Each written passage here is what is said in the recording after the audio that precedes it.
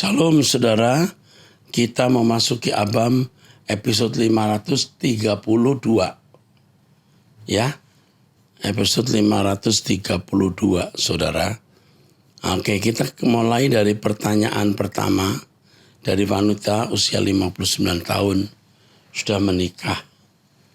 Pak Erastus, dengan adanya Deuterokanonika, adik saya berpendapat bahwa Alkitab yang sekarang kita yakini sudah banyak diedit buat kepentingan iman Kristiani. Apakah ini berarti kita tidak perlu meyakini Alkitab 100%? Mohon penjelasannya. Ada Alkitab perjanjian, maksudnya ada Alkitab bahasa Yunani yang para teolog bisa membaca, seperti saya ini bisa membaca. Juga kalau belajar sungguh-sungguh bisa parsingnya, jadi bisa mengerti keterangan waktu dan lain sebagainya. Jadi ke Alkitab yang kita miliki sejumlah 66 sudah cukup terbukti sebagai firman Tuhan yang dapat menuntun kehidupan umat.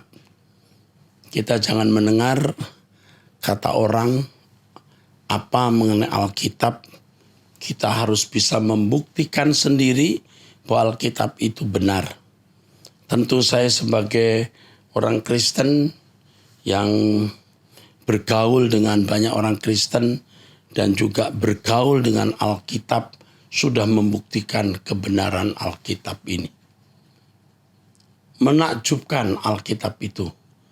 Dan kita bisa mendapat verifikasi bahwa Alkitab kita yang berjumlah 66 kitab itu sudah cukup dan menyimpan kebenaran yang menakjubkan. Jadi jangan mendengar apa kata orang. Yang benar, Alkitab sejumlah 66 kitab cukup. Tidak ada kesalahannya. Oke, dari wanita Jemaat GSKI Rehoboth Harapan Indah. Salam. Saya kebetulan melihat postingan di mana Pak Erastus sedang membahas soal bagaimana jika melawan orang tua. Kami sedang bergumul dengan masalah yang sama, terutama suami saya. Hubungan suami dengan orang tuanya bisa dibilang kurang bagus karena orang tuanya merasa anaknya tidak ingat kepada mereka karena tidak rutin mengirim uang kepada orang tua. Padahal kehidupan kami di Bekasi ini boleh dibilang dimulai dari nol. Hidup kami bukan yang mewah. Kami usaha angkringan dan laundry. Dari hasil inilah kami mencicil rumah, mobil dan membiayai sekolah dan kuliah anak kami. Kami tidak pernah bercerita tentang kehidupan kami di sini. Susahnya kami, mereka tidak tahu. Yang mereka tahu di kampung, kami diberkati. Di Bekasi ini, hidup enak. Padahal rumah kami pun BTN ukuran 60 meter sudah hampir roboh. Suami saya pernah disumpahi oleh orang tuanya bahwa sekeras apapun kami berusaha, kami tidak akan merasakan hidup enak. Sampai-sampai mereka bilang, kalau kalian bisa kaya, mau meminum air kencing kami. Waduh. Sedih rasanya mendengar semua itu. Saya suka sedih melihat suami yang kadang murung. Kami berusaha memberi tapi tidak banyak, hanya 300.000 per bulan. Karena mengatur kami masih banyak tanggungan. Bagaimana ya Pak sebaiknya? Yang pertama, tetap menyisihkan uang untuk orang tua. Berapapun, 300. Bisa ditingkatkan 500. Ya. Bisa ditingkatkan 500 saya kira. Kalau 300 mungkin dipandang kecil.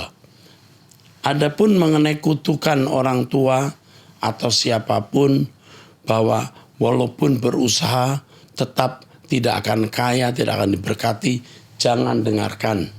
Itu kita putuskan dalam nama Yesus Kristus. Asal kalian benar-benar hidup benar dengan sekeluarga, hidup benar-benar menuruti kehendak Tuhan. Tuhan pasti berkati. Ingat, tetap menyisihkan uang untuk orang tua. Ya, jangan pelit walaupun hanya sedikit, dan terus membangun hubungan dengan orang tua walaupun hanya dengan percakapan. Ya, jangan marah dan membenci orang tua walaupun mereka bersalah. Oke, maju terus. Tuhan memberkati. Dari wanita usia 49 tahun, menikah sudah 23 tahun, punya anak 3. Saya dan suami mengerjakan usaha makanan sejak tahun 2018. Suami bekerja freelance, saya karyawan tetap. Tahun 2019 saya berhenti bekerja untuk full mengerjakan usaha makanan ini. Di masa lalu suami pernah berselingkuh selama 9 tahun dengan istri orang dan kerap terikat pornografi sampai sekarang. Saya belum bisa kuasai diri, hingga kini saya terus berusaha agar tidak mudah marah dan terpancing berkata kasar terhadap suami. Misal ketika berantem, suami ejek fisik dan fungsi saya sebagai istri. Bahkan ketika usir saya, mengingatkan bahwa di sini beliau yang kontrak, itu uang beliau. Saat ini keluarga masih kontrak, belum memiliki rumah. Sehingga saya merasa harus betul-betul bekerja keras untuk usaha ini bisa menghidupi keluarga dan biaya kontrak selanjutnya. Kendalanya adalah saya bekerja berdua dengan suami. Beliau tidak biasa bekerja dengan disiplin dan target. Kerap kali ramai adu pendapat, geger. Beliau ingin usaha ini ramai, banyak income. Tapi saya sulit sekali mengarahkan bahwa untuk ramai kita berdua harus siap penyajian dan pelayanan. Kami belum punya karyawan, kerjaan sendiri. Beliau tidak mau diarahkan dan diatur, tapi kurang sadar untuk memakai waktu dengan baik. Lebih banyak nonton TV, bermain HP. Ketika banyak pesanan, beliau tidak ambil bagian dan tidak gesit gitu ya. Akhirnya hanya bertengkar karena beliau sudah bilang, sudah untung saya bantu, katanya. Dan bagi saya pemikiran ini tidak masuk akal, karena kita keluarga hidup dari penghasilan usaha ini. Suami marah dan berontak jika diatur dengan alasan tidak ada perintah-perintah atur-atur di sini, karena suami tidak digaji. Hal-hal seperti ini membuat kami jauh dari berkat, sementara kami masih kontrak dan bertanggung jawab atas kuliah dan sekolah 3 orang anak. Saya bingung karena suami sering mengajak anak-anak bicara bahwa kita kontrak sudah mau habis dan lain-lain. Tetapi suami sendiri kurang mau mengerti bahwa untuk usaha depot ini kami perlu tekun giat kerja dan bukan sekedar mau ramai pengunjung, tapi tidak siap pelayanan penyajian.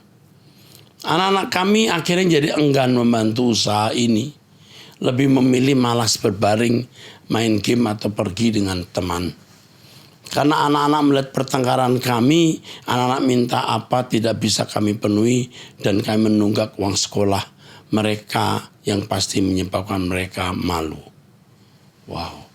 Pertanyaan saya kepada Pak Eras, bagaimana sebaiknya membuat suami paham bahwa tiap hari harus rajin bergerak untuk usaha depot kami, bukan hanya mau hasil. Ajak bicara baik-baik, setelah itu diam.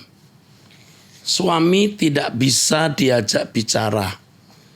Betul, ini suami malas. Suami tidak bertanggung jawab, ya. Memang dia tidak jahat bagaimana begitu, tapi dia tidak bisa membantu. Jangan harap lagi, karena bisanya hanya demikian. Nanti hanya pertengkaran. Ya, jadi sejauh yang bisa dilakukan, lakukan sendiri saja. Ya, ajak suami bicara, tapi jangan keras. Tuhan akan memberi kamu kekuatan. Jika mungkin ajak saudara atau orang nganggur yang mau kerja dengan gaji yang tidak banyak untuk membantu kamu. Usahamu akan diberkati Tuhan kalau kamu sabar. Tuhan akan membuka jalan kalau kamu tidak marah-marah. Jangan harap suami nanti membuat kamu emosi, darah tinggi, kamu sendiri jadi malah berdosa. Jangan andalkan dia, andalkan dirimu, dan mungkin ada famili, saudara, atau orang yang bisa bantu dengan gaji yang tidak besar, kamu kerjakan. Ya, mengenai anak-anak, jangan banyak bicara. Makin banyak bicara, ucapanmu makin tidak bermakna. Bicaralah untuk waktu yang sangat tepat.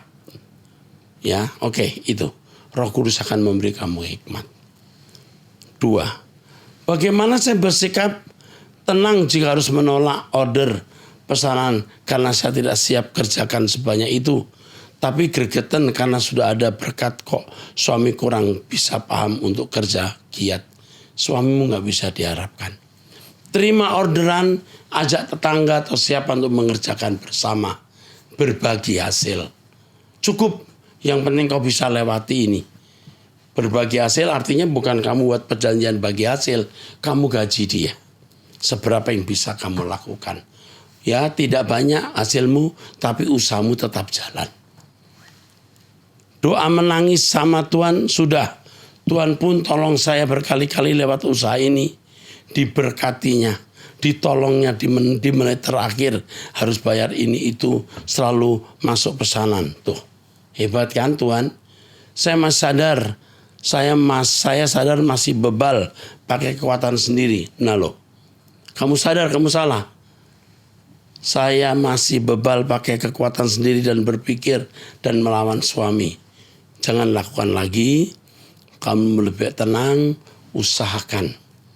Ya, usahakan untuk kerja tanpa suami. Kalau dia bantu syukur, nggak bantu yang nggak usah dipaksa. Libatkan orang lain, bagi sedikit hasil ke dia. Top. Ingat ya, diam, Tuhan akan menolong kamu. Dari pria usia 16 tahun, single, wow, masih muda. Salam Om Eras, saya remaja berusia 16 tahun. Saat ini saya mau memberitahu bahwa saya sudah memutuskan untuk memilih masa depanku, yaitu menjadi pendeta masuk kuliah teologi. Juga mohon doanya Om. Saya saat ini memiliki tensi darah rendah.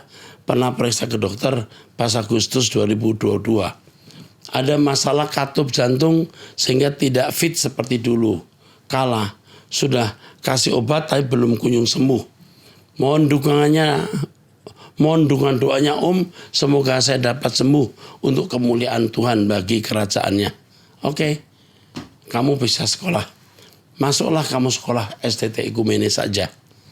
Kamu dekat-dekat Om Eras, kita sama-sama belajar firman, Tuhan nanti mengubahkan hidupmu. Oke, selamat datang dalam dunia pelayanan. Saya senang menyambut anak-anak muda seperti ini. Oke.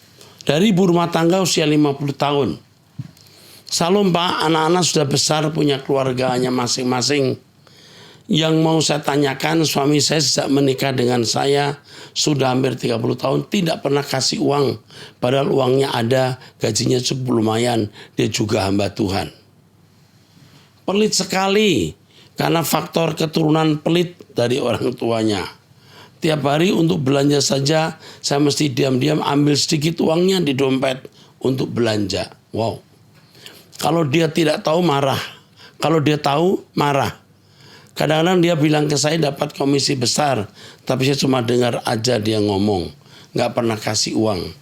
Saya sering sedih, mengapa suami belum juga berubah karakter pelitnya. Dia paling marah kalau saya minta uang atau tanya uangnya ada berapa jumlahnya. Dia pelayan Tuhan yang setia. Saya tahu tidak ada will, cuma pelit aja. Mau sampai kapan begini terus, Pak? Apa ada kutuk turunan pelit, Pak? Bukan kutuk turunan pelit, tapi gen pelit turun, bisa. Nah ini kalau pria seperti ini saya tidak tahu ya bagaimana tidak memberi nafkah kepada istri sementara dia melayani Tuhan atau ambil bagian dalam pelayanan. Wah, saya nggak paham nih. Oke, bicara kepada suami bahwa kamu membutuhkan uang. Ya, kamu membutuhkan uang. Tapi kalau dia tetap tidak mau tahu, ya sudah, jangan bicara uang lagi dengan suamimu.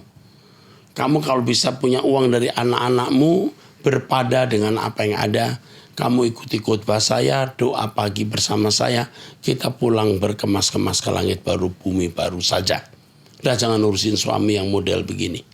Pelayan Tuhan kok bisa tidak memberi nafkah istri. 30 tahun. Ya, orang seperti ini tidak layak disebut pelayan Tuhan loh. Jadi ibu jangan bicara lagi soal uang. Usahakan yang penting ibu bisa jalani hari ke hari dengan prinsip bisa dilewati. Asal makan pakaian cukup, ibu jalani dan kita siap-siap pulang ke surga. Udah, itu saja. Puji Tuhan. Pertanyaan berikut dari pria usia 40 tahun. Sudah menikah. Saat ini istri saya sudah mengajukan cerai, Pak. Dengan alasan tidak ada rasa lagi. Dan alasan kedua tentang ekonomi. Saya pengusaha, Pak, tapi sudah 2 tahun belum ada pekerjaan yang saya dapat. Saat ini saya sedang menunggu pekerjaan yang saya usulkan. Jadi saya sudah minta, tapi ya, saya pengusaha, Pak, tapi sudah 2 tahun belum ada pekerjaan yang saya dapat. Saat ini saya sedang menunggu pekerjaan yang saya usulkan. Jadi saya sudah minta istri bersabar. Kalau ada peluang saya bisa kerja lagi. Dan ekonomi serta keluarga bisa baik kembali. Pak, maaf, mungkin saya bisa sharing lebih panjang kah? Karena itu hanya sebagian dari cerita dari permasalahan saya. Yang intinya istri minta cerai karena faktor ekonomi yang berakibat kita sering berkelahi. Akhirnya karena perkataan-perkataan saya kasar, dia langsung merespon untuk cerai. Nah, ini sebenarnya tidak perlu pakai kata kasar, percuma. Ya, percuma. Kamu cukup diam saja. Ya, kamu mengatakan aku tidak punya uang, tapi aku sedang berusaha, Mam. Nah, saudara, walaupun tidak punya uang, Anda bisa memberi nafkah. Cara lain, kasih sayang, perhatian, belayan kasih sayang. Bisa. Kalau dia tidak mau, ya sudah, kamu diam saja. Tapi kalau saudara marah, saudara kasih kata-kata kasar, lah, ini juga dari pihak istri mestinya. Suami lagi stres, mungkin juga depresi, tidak ada proyek. Jangan merongrong begini.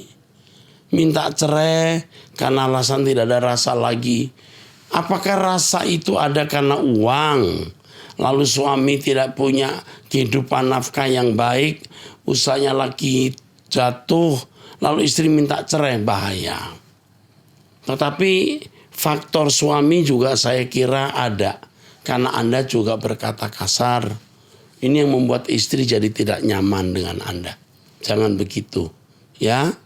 Walaupun tidak bisa memberi nafkah secara materi, tapi bisa memberi perhatian, kasih sayang yang tulus. Minta maaf untuk kesalahanmu dan ajak untuk hidup bersama dalam kasih, lalu menantikan kerajaan Tuhan Yesus yang akan datang. Dunia ini tragis. Siapkan diri kita untuk kekekalan saja. Ya, oke. Ini saya harap diperhatikan. Jangan tidak diperhatikan. Dari pria usia 42 tahun, ini yang pertanyaan yang berikut. Sudah menikah, pemusik ini. Salam Pak Eras. Saya mau bertanya soal kasus pejabat kepolisian yang akhirnya dijatuhi hukuman mati oleh negara. Orang ini kan beragama Kristen. Apa kalau dia bertobat minta ampun sama Tuhan sebelum dieksekusi mati, ia akan tempat surga seimannya? Siapapun yang minta ampun, Tuhan mengampuni. Dan kalau Tuhan mengampuni, Tuhan melupakan. Dan kalau Tuhan melupakan, pasti memperkenan dia masuk surga. Apakah Tuhan akan mengampuni seperti penjadi samping salib Tuhan Yesus? Bisa saja. Kalau sungguh-sungguh orang bertobat dan minta ampun. Padahal dia sudah membunuh dengan kejam anak buahnya. Oh ya, dia sudah membunuh kejam. Menurut Anda, dan memang kejam mungkin. Tetapi Anda harus tahu tidak pernah ada orang yang bercita-cita jadi pembunuh. Tidak pernah ada orang yang bercita-cita akan menjadi pembunuh masuk penjara. Tidak ada. Ya, situasi tertentu membuat orang bisa melakukan kesalahan. Tapi kalau orang menyadari kesalahan itu, minta ampun, Tuhan pasti mengampuni. Ya, itulah kemurahan Tuhan kita. Oke, Tuhan memberkati saudara. Saya teruskan dengan pertanyaan berikut dari wanita usia 24 tahun. Shalom Om Eras, sudah 8 bulan saya bekerja di kantor yang baru. Dari awal pertama kali masuk dan di bulan kedua, ketiga, saya sudah melihat banyak sekali hal yang terjadi bertentangan dengan prinsip saya. Dengan prinsip saya di sini. Mulai dari perbedaan culture, sistem yang kurang jelas, serta praktek rasisme secara tidak langsung terhadap karyawan lokal. Awalnya saya berusaha tutup mata Om Eras. Karena saya tahu tidak ada perusahaan yang tidak ada perusahaan yang sempurna. Loh. Tidak ada perusahaan yang tidak sempurna, namun setelah ada banyak berita yang tidak enak mengenai kantor saya ini, semakin kuat keinginan saya untuk mencari tempat baru. Selain dari hal di atas, saya juga kadang suka sering sakit karena pekerjaan yang mewajibkan kadang harus ready setiap hari di luar jam kantor. Dari skop pekerjaan lebih serabutan dan kurang jelas dibanding sebelumnya. Terlebih lagi ada indikasi skandal. Saya jujur dilema sekali Om Eras, karena di satu sisi saya yang membayar kebutuhan rumah, kuliah, serta sebentar lagi kedua orang tua saya sedang bertobat. Terima kasih Om Eras, kiranya Om Eras dapat memberikan saya nasihat. Selama kamu tidak berdosa di dalam pekerjaan itu, selama kamu bisa menjual jasa tenagamu dan kamu tidak berdosa, lakukan pekerjaan ini.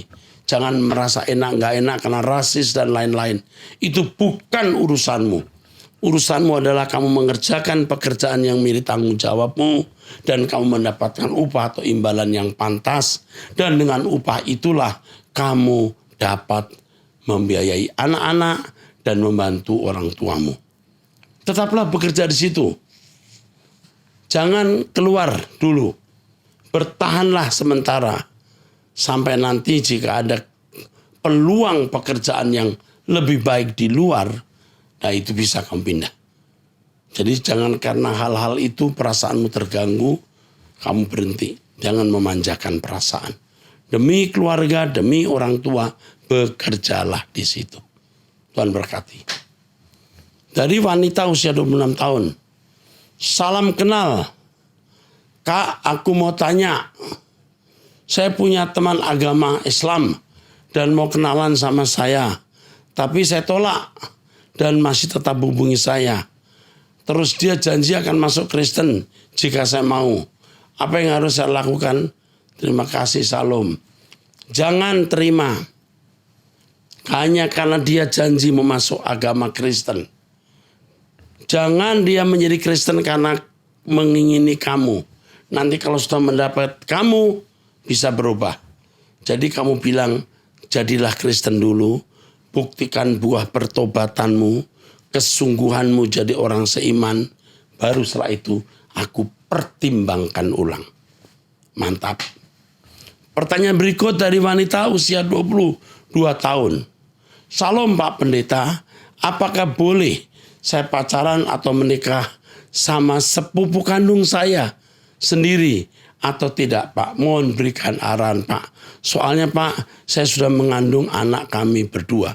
Wow, kamu sudah nggak tanya ini. Sepupu itu kan satu kakek ya. Kamu wanita, dia pria. Ya kalau keluarga kamu tidak melarang ya nggak masalah. Tapi kalau keluarga kamu melarang, nah ini menjadi masalah. Ya. Kalau keluarga kamu tidak melarang menurut budaya dari suku kamu, ya tidak melarang ya nggak apa-apa. Bahkan kadang-kadang ada suku-suku tertentu yang sengaja menikahkan sepupunya supaya harta tidak lari ke orang lain. Saya juga tidak tahu bagaimana itu. Yang penting keluarga kamu tidak melarang. Kamu sudah mengandung lagi pula ini. Ya sudah. Kamu harus terus terang pada orang tua, pada keluarga besarmu. Dan mereka kalau terima ya menikahlah. Ya. Alkitab tidak melarang hal ini. Ya. Oke. Dari pria usia 50 tahun sudah menikah, istri usia 41 tahun. Anak satu umur 16 tahun. Salam Pak Om Eras, saya pecinta Abam. Om mohon petunjuk dan arahan terkait problem keluarga saya. Saya sudah 2 bulan tidak ditegur sapa oleh istri dan anak. Sekalipun saya memulai pembicaraan mereka tetap cuek. Kami serumah, tapi seperti anak kos. Saya masak sendiri, nyuci sendiri. Kok bisa ya? Istri dan anak tidak mau masak dan nyuci pakaian saya. Awal mula masalahnya ketika kami ada selisih paham yang menimbulkan pertengkaran hingga saya lepas kontrol. Saya tonjok dahinya dengan jari saya dan saya tendang kakinya, padahal tidak keras. Dari situlah awal kebencian mereka pada saya. Dan keluar semua apapun kesalahan saya diungkit semua. Oh jadi gara-gara itu semua kesalahan telah diungkit. Sekalipun saya sudah 4 kali minta maaf, tapi sikap mereka tidak berubah. Pertengkaran ini dipicu oleh saya yang kurang mendapat pelayanan biologis dari istri. Oke. Bahwa sekitar 6 bulan terakhir ini saya jarang mendapat pelayanan biologis dari istri. Terkadang tidak ada dalam seminggu, alasannya capek dan udah kemalaman. Kalau pagi dia bilang buru-buru kerja. Istri saya guru honor. Maka untuk menyalurkan hasrat biologi saya salurkan lewat aplikasi seks online dan ketahuan oleh anak dan istri saya. Akhirnya mereka makin benci dengan saya, padahal saya pikir daripada saya jajan di luar lebih beresiko. Dosa ditutup dosa maksudnya ya. Tidak boleh. Lebih baik online saja. Online pun juga tidak boleh Pak. Itu dosa. Hal ini saya lakukan karena saya tidak mendapat pelayanan yang baik dari istri. Dan makin diperparah, mereka lapor ke orang tuanya yang membuat mereka mendapat pembelaan. Padahal saya ingin masalah keluarga tidak perlu diketahui orang tua. Sehingga orang tua istri saya juga turut membenci saya karena main tangan dengan anak mereka dengan menebar ancaman lewat WA grup keluarga. Tapi saya tidak meladeni. Mohon Om Eras, apalagi yang harus saya lakukan? Om, saya tidak mau bercerai. Kalau bisa tolong dikasih tahu saya. Abam, berapa permohonan saya dijawab. Oke. Begini Pak. Bapak ini harus bertobat. Bapak ini kelakuannya tidak seperti orang tua. Usia Bapak 50 tahun tapi kelakuan Bapak usia 30 tahun. Jadi sekarang yang Bapak harus lakukan, berdoa bersama saya tiap pagi jam 5. Dengarkan khotbah saya terus menerus. Ubah gaya hidupmu. Ubah rutinitasmu. Nanti istrimu akan tahu. Datanglah ke gereja. Ya, memiliki jam doa setiap hari. Ya, nanti kalau ada kesempatan minta maaf ya, minta maaf lagi. Setelah itu kamu diam. Perubahan ini akan pasti diketahui. Dan Bapak minta tolong Tuhan agar bisa menyelesaikan masalah dengan baik. agar Tuhan menyelesaikannya. Dan Tuhan pasti akan menyelesaikannya. Bertobatlah Pak. Belajarlah dari Truth ID dan doa bersama saya, doa puasa, nanti Bapak akan berubah. Rumah tanggamu akan dipulihkan.